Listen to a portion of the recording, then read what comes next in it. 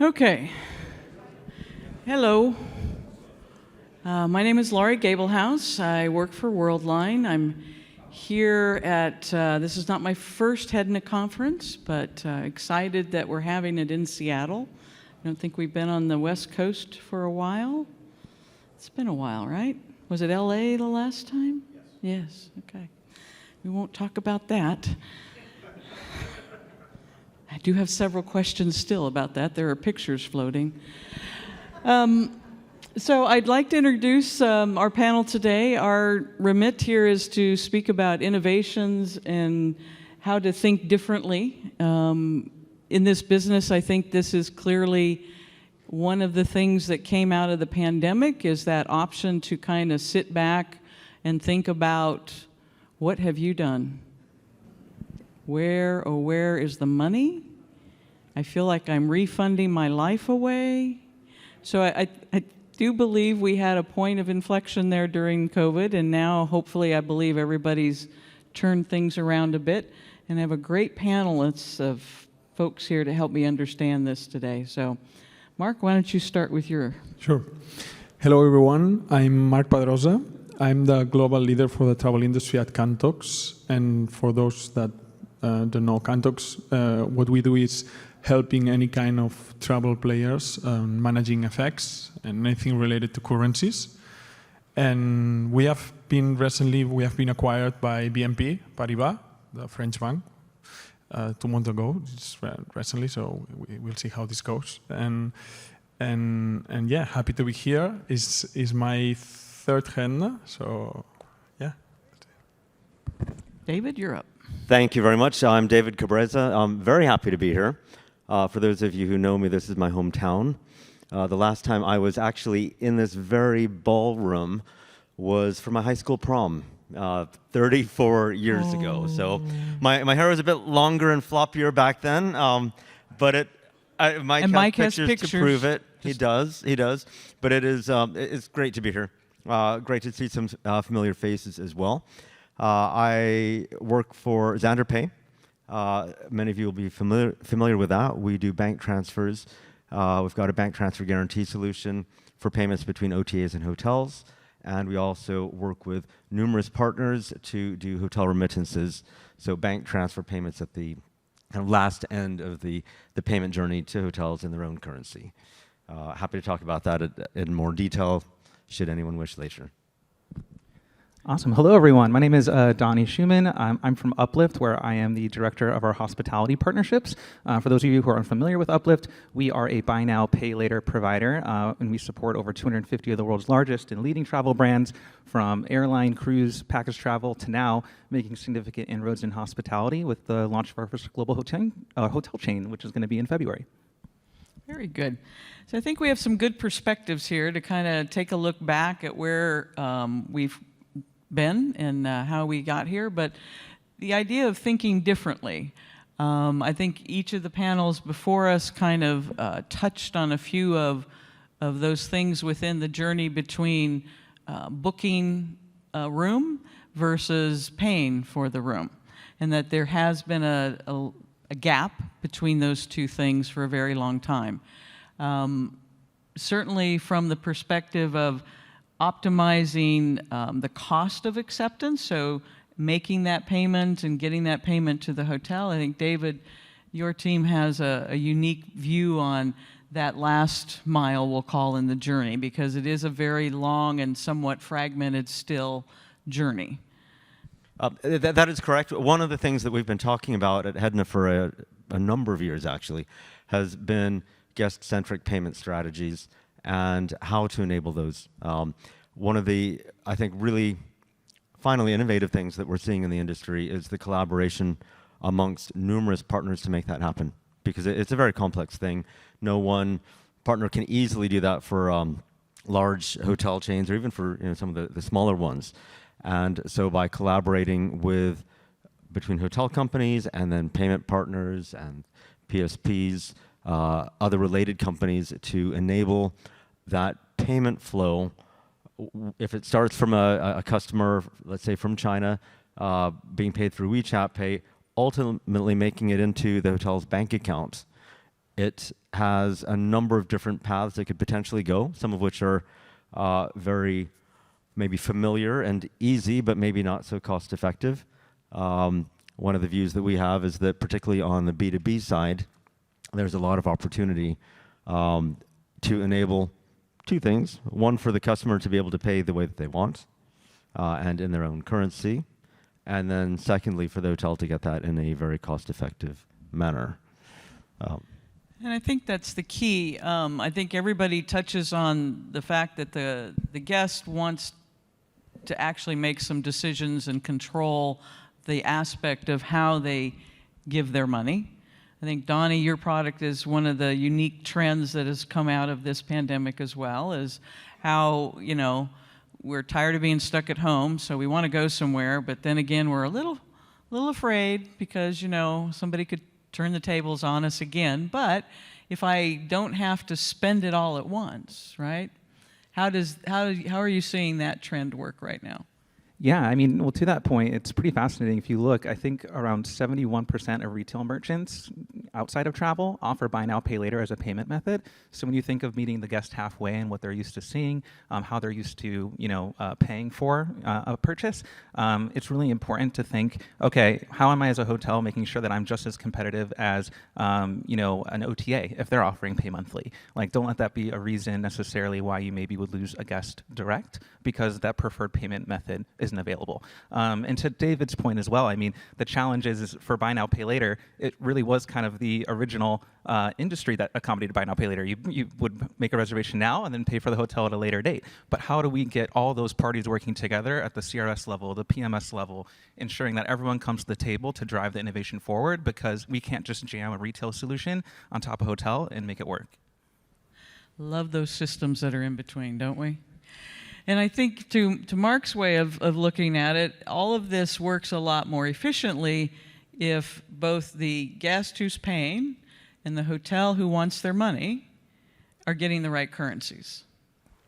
And this is not happening usually. This is one of the things that amazed me, the most, because we always talk about, I think Javier was talking about, we need to have the payment method of the client and so on, but we never look at the currency of the client. And we should look at currencies as another payment method too. Just to give you an example, if I want to go to the Hilton here in Seattle, sorry if someone from Hilton is in the room, but I don't have the ability to pay in euros. I cannot pay in euros. I'm from Spain, and for me, this is something that needs to change, and it's not that complicated. It's related with what David was saying about centralizing payments and so on. But I prefer to go to an OTA, to go to Booking.com, and for example, and pay in my own currency, because at the end I will know how much I will spend to get that room, right? We always talk about putting the client in the center, but I don't see that this is happening, and we don't see this happening in terms of currencies. And then another thing is, I don't want to pay in the hotel. I want to pay later, right? So this is something that can allow also big hotel chains and not that big to look. Let's centralize the payments. Let's collect from one entity, and then this entity will be the one basically sharing the profits and sharing the revenues to the rest of the entities. If we need to do changes at the property level, of course, this can take ages. Well, there's only several thousand properties around the world, right? So closing this gap again for the I call it now, I think we think about payments as an experience. It's not just the experience of once you get somewhere and actually going and having some fun and enjoying yourself, but the experience up to the door of that property really does matter. I think we all see that today. And one of the values of especially the currency is the choice that that currency can give you. So it gives you context and it gives you choice in terms of how you pay. So there's the one end. So there's the end where you want to hold the room, make the booking. And then to your point, Donnie, I mean, at what point does that money then get collected and, all at once or over several 3 or 4 payments, whatever that might be. And then, maybe you're collecting it in the middle, and then to David's point, you're finally making that last push at the end when everything is buttoned down. There is also one other, I think, really important point, and that came out in the first panel about how payments affect the guest experience. And this is where I have to come to Hilton's defense. For those of you who know me, I worked for Hilton for a very long time. There is something I want to share. I was just looking this up right before I came up on the panel here. I'm going to ask if anyone knows what I'm holding up on my phone. Can anyone see that? Is that the room key? Pardon? Room key. It is the Honors app. And what does this do? Marcia, I see you back there. Allows me to pay. You're probably too far. Yeah, it says touch to unlock. So let me read to you my social media post here, because I think it's a really important one. I say, Hilton's got it going on. Used my phone to book, choose my exact room from the floor map, check in, unlock my room, and access the exec lounge and gym. It's a little odd, however, not to have spoken to a single person the entire time. Now, that might not seem so strange to you guys until I tell you I posted that in July 2016. 7 years ago. It's really not about the technology. And, well, I think to the point that Matisse had earlier, I think it might have been Matisse, that scale is what enables companies to do that. You can't do that if you're a small company. And Hilton was really at the forefront of that. I loved it. I mean, I sometimes I'm antisocial. I loved not speaking to anyone and just going to my room.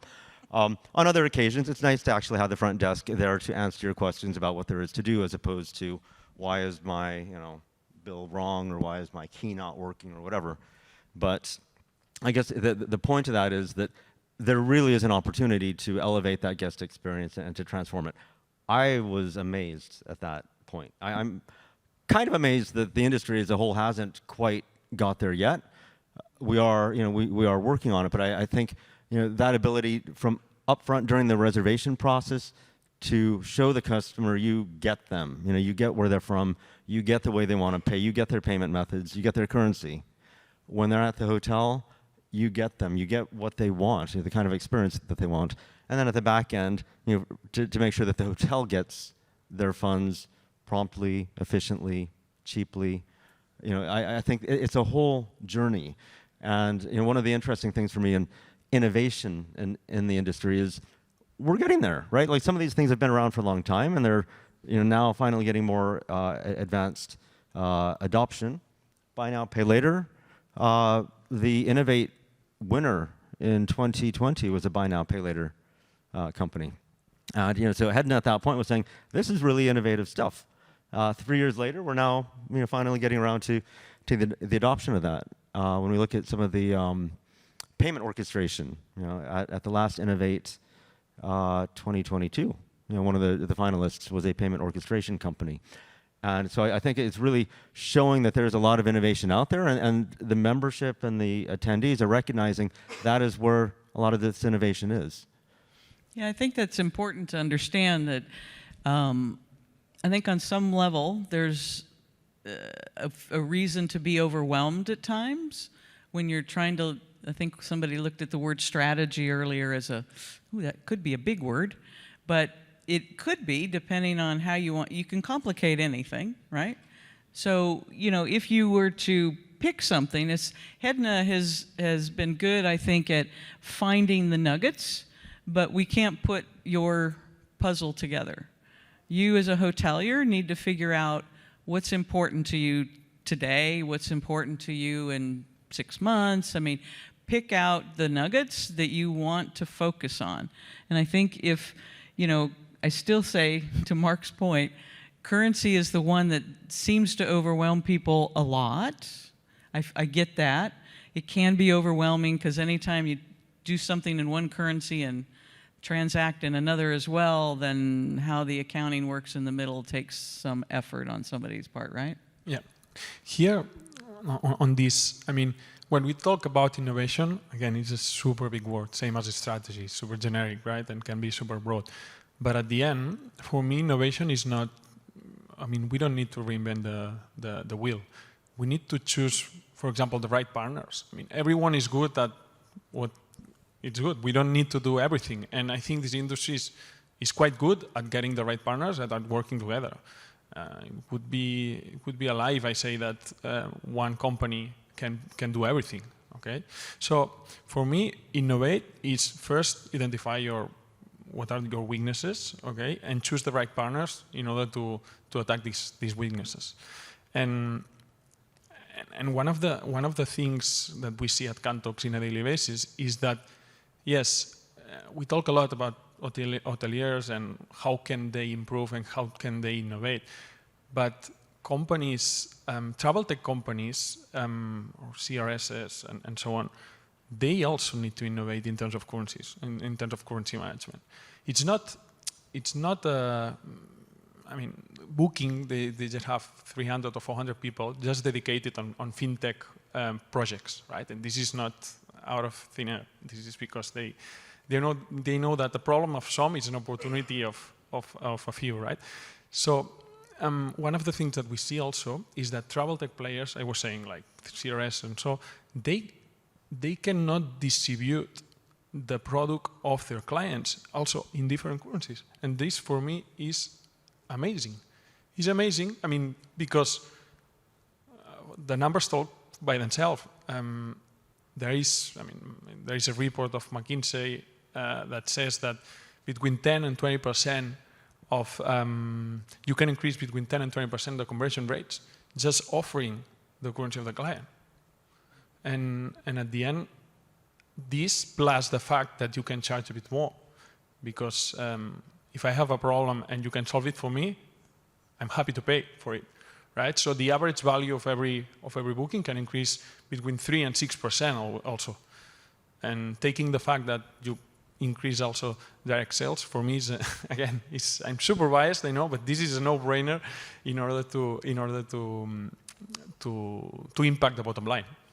Yeah, I think the business cases are there. You just have to talk with your providers and figure out what am I targeting and what is the business case for that one change, for that one thing that I'm going to do. And I really like, offering the right payment choice requires the right currency, but to the trends that are out there in the market, being able to actually make those payments over time, I hate to say it, but the folks in Latin America have been doing this for a very long time. And they're really wondering, what the heck? Did y'all just wake up? I mean, we've been doing, I used to call it layaway. I mean, even when I was a small child, I think my mother paid for my Barbie with layaway. We called it layaway, right? So, yeah.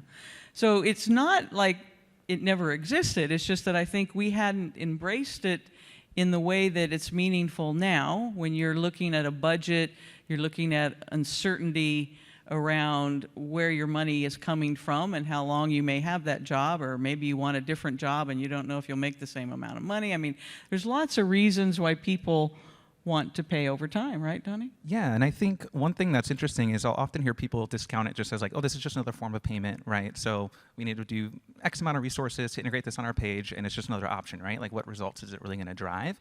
But what I think the biggest missed opportunity is that it's a really powerful marketing tool, because it allows you to package a trip or a cost of a trip and present it to a guest in a whole other light. So some of our most successful partners are bringing up that monthly from price calculation to as soon as you see a price hit on their website. Because if it is, a $2,000 trip, it's way more digestible and easy to drive someone further down the funnel if it says, actually, it's only going to be $70 a month.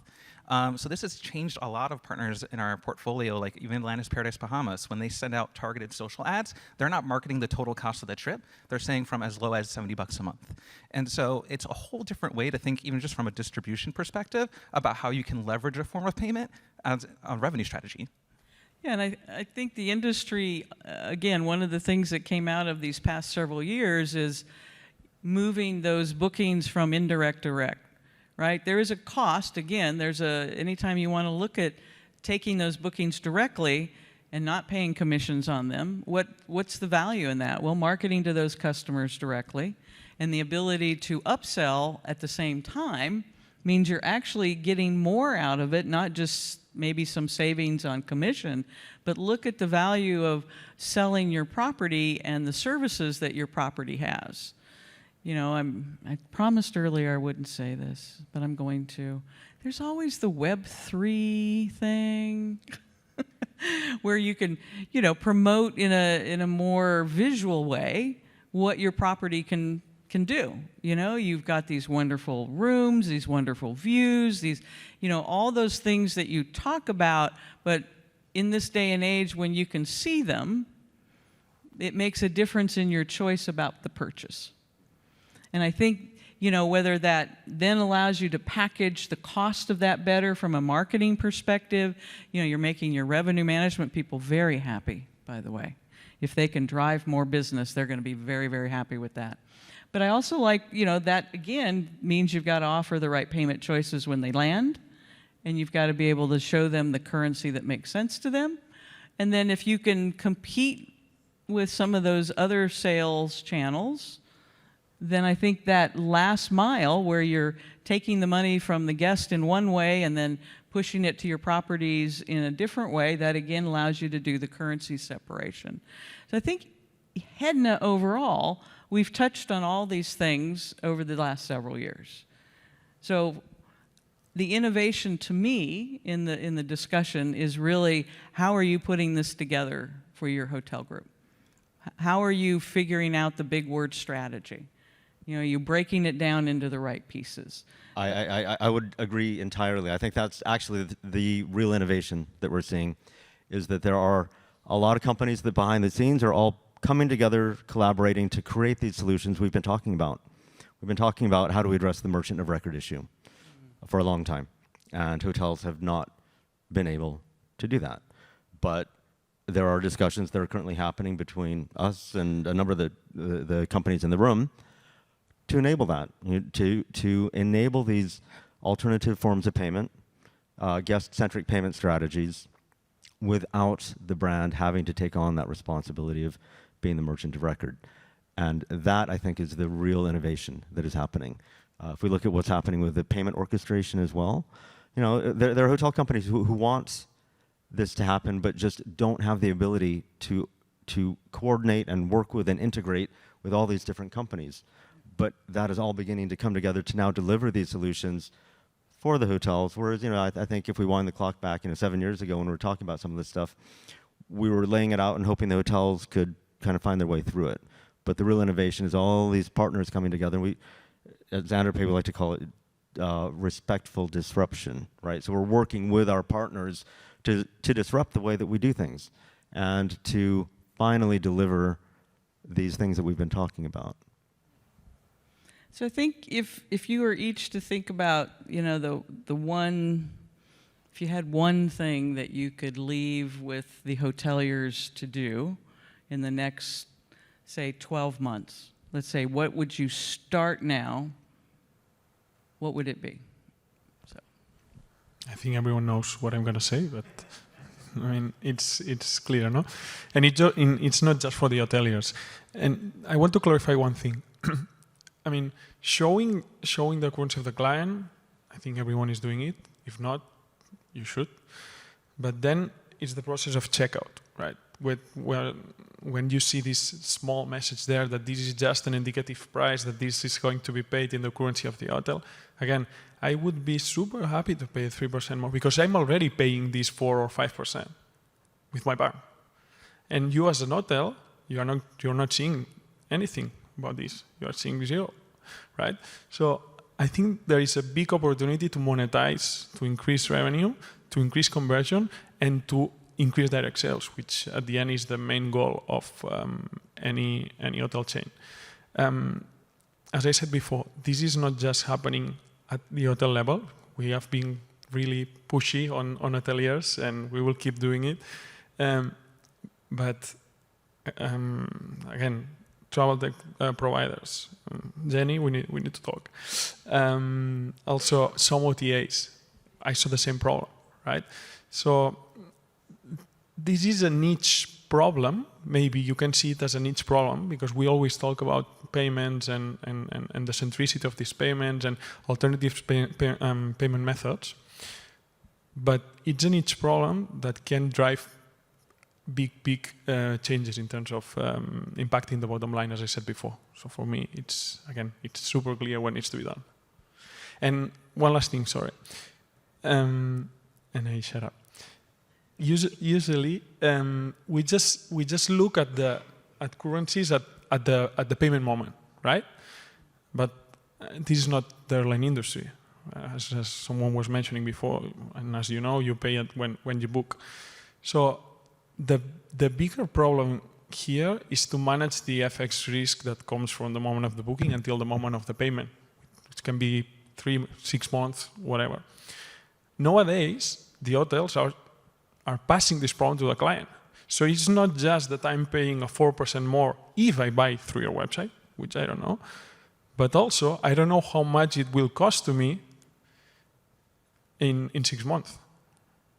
The dollar went from 1.00 to 1.09 now, or 1.08. So it's 8% more. So this is things that I think no one is looking at, and again, can drive a big change. And also that refund thing. Yes. I mean, You took in X, but you gave back Y. So when the currency changed, so that's a good one.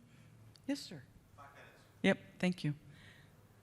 So, Donnie, what would be your one walk away if you were to do something in the industry this year? Yeah, I mean, it's going to be a little bit self-serving, but I would say definitely if it's not on your roadmap or you're not considering it, buy now, pay later is something to evaluate. I think my first head no was 2014 when I was at Hotel Tonight, and I remember for years being like, mobile's coming, like, are you optimizing for mobile? Like, does everyone developing apps? And it's always typically the OTAs that are driving the innovation in hospitality just because of the legacy tech stacks that we have. And I saw the same thing with buy now, pay later, and sure enough, 2 of the largest OTAs have monthly payments now. And so it's important, and that's why I love Hedna, because it brings all the right people together for us to be able to have these conversations. Companies like myself, David and Marc's, who are trying to help you drive direct bookings, right? So I'm just saying, if it's not on your roadmap now, in the next 6 months to a year, buy now, pay later should be, because it shouldn't be something that you lose out on a direct booking because a customer went to booking.com for it. Perfect. And Sure, I'll give you... Same question? I've got a very similar answer, I think, to Donnie. I think it is about taking payment seriously and understanding that this is part of your distribution strategy. It is not that thing that just happens at the end where someone, passes over some money. And if you think of the example of how you market your product, it's a very different proposition at $70 a month compared to a $2,000 stay. I think the hotel companies are now getting serious about this. We're seeing the large chains beginning to hire heads of payments. So I think that is a very important thing. And the other aspect of making this, or starting down this journey, I think, is about engaging with partners who do that.